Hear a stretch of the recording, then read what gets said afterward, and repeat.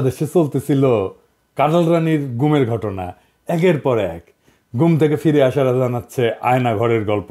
সারা দুনিয়ার মানবাধিকার সংস্থা থেকে প্রবল চাপ হাসিনা সরকারের উপরে এইসবের একটা গ্রহণযোগ্য তদন্ত করার। দেশে তৈরি হইল এক শক্তিশালী সংগঠন মায়ের ডাক। হাসিনার সামনে তখন দুইটা কাজ, বিদেশিদের বুঝানো দেখো গুম বাংলাদেশে নতুন না, এই যে জিয়াউর রহমানের আমলে গুম হয়েছিল অনেক অনেক অনেক অনেক খোঁজই পাওয়া যায় নাই, তদন্তও হয় নাই। বাংলাদেশের মতো দেশে এটা করা যায় না বাবা, এত চাপাচাপি কইরো না। আর দুই নাম্বার হইতেছে দেশে দেখানো গুম তো জিয়া করছে, বিএনপি করছে, আমরা করলেই দোষ। তৈরি হইল মায়ের কান্না নামের সংগঠন। ওই যে পিটার হাসের সাথে গুতাগুতি করতে গেছিল না, ওই যে ওইটা। বিশিষ্ট সাংবাদিক তাসনিম খলিল ফতোয়া দিল জিয়ার আমলে এটা গুমই। তো তাসনিম খলিল এখন তো গুম কমিশন হয়েছে, তো এই গুমের কেন তদন্ত করে না গুম কমিশন?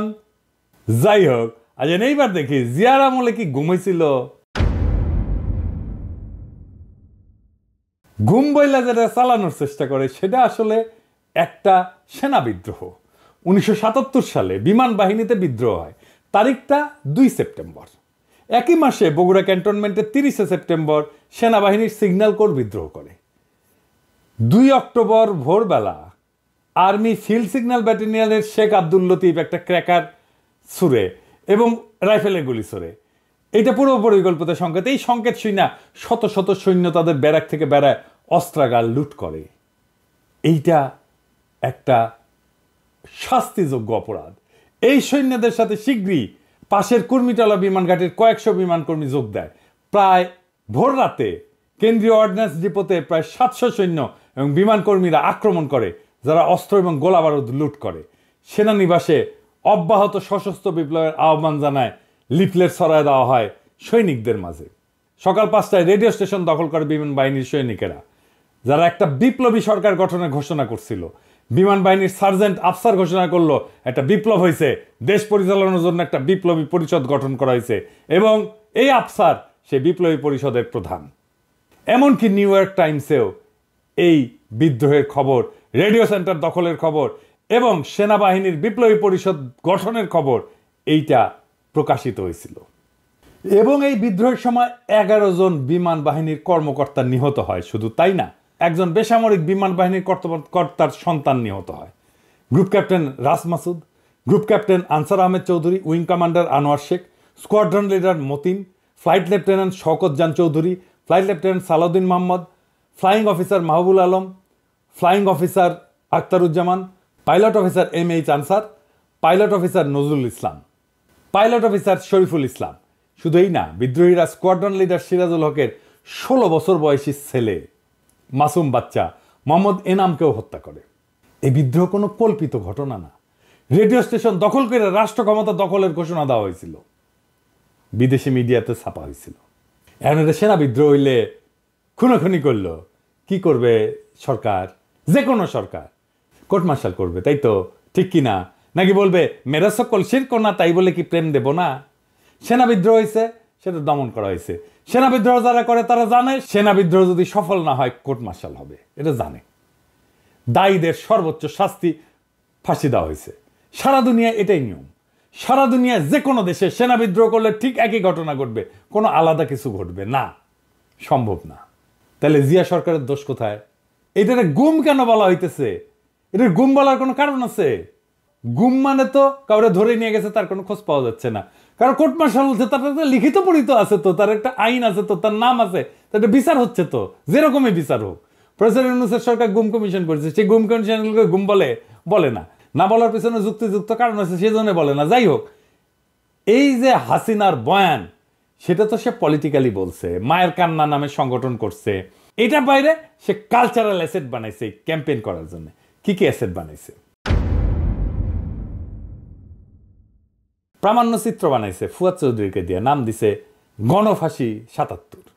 বাংলাদেশ টেলিভিশনে ধারাবাহিক তথ্যচিত্র নির্মাণ করছে, নাম দিছে নাটের গুরু। আর এটা টেলিছবি করিছে সিআইএ ফান্ডে, নাম হইতেছে আয়েশা। আনিসুল হক আয়েশা মঙ্গল নামে এই উপন্যাসটা লিখেছিল। ওই বিমান বাহিনীর বিদ্রোহ নিয়ে সেই উপন্যাসকে 2018 সালে টেলিছবিতে রূপ দেয় একজন পরিচালক, বিশেষ পরিচালক। কে সে? মোস্তফা সারোয়ার ফারুকী। হা, ওইখানে দেখানোর চেষ্টা করেছে জিয়াউর রহমানের আমল কত খারাপ ছিল, হেনা ভোট করেছিল, গুম হইতো। জিয়া একটা নিষ্ঠুর লোক ছিল, নিষ্ঠুর শাসক ছিল। বলা হয়েছে গুম করা হয় অসংখ্য অফিসারকে। হা, এই মোস্তফা সারোয়ার ফারুকী পত্রিকায় লিখেছে সিনেমার আয়েশার স্বামী যে চঞ্চল চৌধুরী অভিনয় করেছিল সে গুম হয়েছিল। লিখিচ্ছে আয়েশারা যখন গুম হয়ে যাওয়া কিংবা আইন বহির্ভূতভাবে গ্রেপ্তার হওয়া স্বজনদের মুক্তির দাবিতে চোখের পানি বিসর্জন দেয়, তখন সে আবেগ রাষ্ট্রকে যে বিন্দুমাত্র নাড়া দিতে পারে না। ফারুকী স্ট্যাটাস দিয়া জানায় যে কেন ওই সময়ের গুমের কথা বলছে, কেন এখনকার গুমের কথা, মানে হাসিনার আমলের গুমের কথা করছে না, বুঝছাও? মানে ওই সময় গুম হয়েছিল বিশিষ্ট আওয়ামী লেসপেন্সার, প্রথম আলোর আনিসুল হক আর মোস্তফা সারোয়ার ফারুকীর যে মেল বন্ধন, এটা অনেক দিনের কেমিস্ট্রি। পত্রিকায় লিখিচ্ছে ফারুকীর জীবনের সেরা কাজগুলোর অধিকাংশের পেছনেই যে আরেকজন ব্যক্তির ভূমিকা আছে, তিনি হইলেন সাহিত্যিক আনিসুল হক। উপরে উল্লেখিত কয়েকটি টেলিফিল্ম ছাড়াও ফারুকীর প্রথম দিককার প্রশংসিত কাজগুলোর অধিকাংশই হয় আনিসুল হকের উপন্যাস, ছোট গল্প অথবা সরাসরি চিত্রনাট্য অবলম্বনে নির্মিত। মরে যাই। তো ফারুকী তো আয়েশা বানায় তো কাইন্দা বুক ভাসাইছিলা, তার মানে তখন মনে প্রশ্ন আসে নাই কেন 2018 সালে হাসিনা ক্ষমতায় সে কেন গুম কমিশন করে নাই 1977-এর ঘটনায়? প্রশ্ন আসে নাই কেন? মনে প্রশ্ন আসে নাই কারণ সে সিআরআই এর ভাড়া খাটতে গেছিল। ফারুকী তখন সিআরআই টাকা দিছিল, তো বুঝলাম সেটা কও নাই তখন। এখন এটা গুম কমিশন হয়েছে, এই প্রফেসর ইউনূসের সরকার, তুমি যে সরকারের মন্ত্রী হয়েছ, ক্যাবিনেটে বসো, সেই সরকার করেছে। সেই 1977 সালের গুমের তদন্ত কেন করতে বলো না সেই গুম কমিশনকে? এখন তো তুমি ক্ষমতাবান, কও ক্যাবিনেটে কও, এটা সৎ উদ্যোগ হইতে পারে, সিনেমা বানাইতে পারো, ক্যাবিনেটে বসতো কবে না যে গুম কমিশন হয়েছে 1977 সালে, গুমের বিচার করো, তদন্ত করো। এখন আবার সে কইবে না, কারণ সিআরআই তো টাকা দিবে না। চালাক মানুষ, এই অতি চালাক মানুষকে কে পছন্দ করলো? হ্যাঁ, অনেকে মনে করে আসিফ নজরুল। হ্যাঁ, না, সেটা ঠিক না। কে আসেন সেটা দেখি। মোস্তফা সারোয়ার ফারুকীকে আসিফ নজরুল সিলেক্ট করে নাই, মানে যত দোষ নন্দ গোষ্ঠ যা হয় সব আসিফ নজরুলের কাঁধে চাপে। ইনফ্যাক্ট মোস্তফা সারোয়ার ফারুকীর সিলেকশনের সময় আসিফ নজরুলের ভূমিকাই ছিল না কোনো। এইটা আমার নিজস্ব অনুসন্ধানে পাওয়া গেছে, আমার নিজস্ব অনুসন্ধানে বাইরে হয়েছে সেই নাম যে এই মোস্তফা সারোয়ার ফারুকীর ঘৃণিত নামটা প্রস্তাব করছিল। কে সেটা? সে হইতেছে রেজওয়ানা হাসান, সুন্দরী কোটা হওয়া উপদেষ্টা। চামেসি করে কাম সাইরে নিল। আসিফ নজরুল খাইলো গ্যাল খায় ভূত হয়ে গেল, আর সে মহা আনন্দে কাম সাইরা ঠাসি খায় বসে আছে। দেখিস কেমন চালাকের চালাক।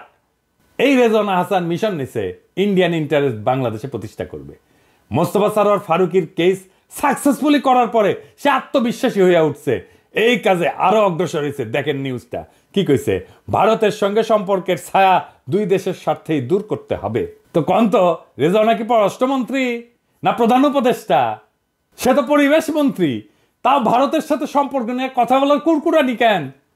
আমি তো এমনি গেলাই না, সে কথা বলতে গেছে পরিবেশ নিয়ে, পররাষ্ট্রনীতি নিয়ে কথা বলার দরকার কি? এখন কইবে সাংবাদিকরা প্রশ্ন করেছে, কি করব? সাংবাদিক প্রশ্ন করলে বলবে এটা আপনারা পররাষ্ট্র উপদেষ্টারা জিজ্ঞেস করেন, কিন্তু সেটা তো করবে না, কারণ এই মিশন তো তার নিজের মিশন। আপনাদের মনে আছে ইলিশ মাছ কেন ইন্ডিয়া পাঠানো হইলো, সেটা নিয়েও সে বয়ান দিতে আসছিল। এই যে শুনেন, যারা এই ইলিশটা চাচ্ছেন তারাও কিন্তু এই বৈষম্য বিরোধী ছাত্র আন্দোলনে ওই পারে থেকে অনেক সমর্থন দিয়েছেন, সেটা আমরা সকলে দেখেছি। কেন সে কি বাণিজ্য নাকি মৎস্য মন্ত্রী? এমন কইতে পারেন সে তো ব্রিফিং করে সরকারের পক্ষে, মেনে নিলাম। এই দুই ইন্ডিয়া সংক্রান্ত বক্তব্য কি সরকারি ব্রিফিং টাইমে কইছে? কয় নাই, বলছে নিজস্ব ক্যাপাসিটিতে, নিজস্ব টাইমে ওর পাংখা গজাইছে।